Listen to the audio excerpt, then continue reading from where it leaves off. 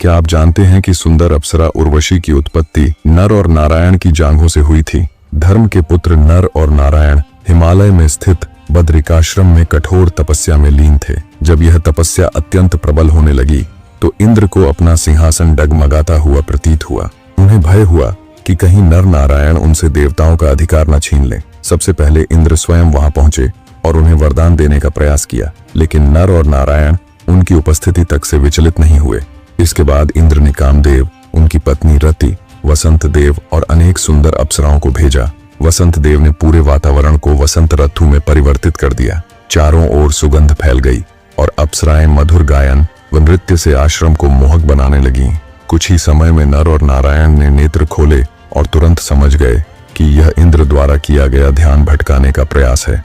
इसका उत्तर देने के लिए नर और नारायण ने एक ऐसे सौंदर्य को उत्पन्न करने का निश्चय किया जो अप्सराओं से भी अधिक दिव्य हो।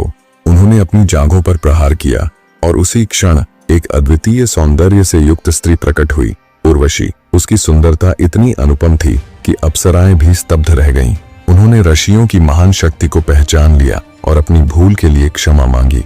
नर और नारायण ने प्रसन्न होकर उन्हें स्वर्ग लौटने की अनुमति दे दी। उर्वशी, जो सौंदर्य की प्रतीक बन चुकी थी, अप्सराओं के साथ स्वर्ग लौट गई और आगे चलकर इंद्र के दरबार की सबसे प्रतिष्ठित अप्सराओं में से एक बनी।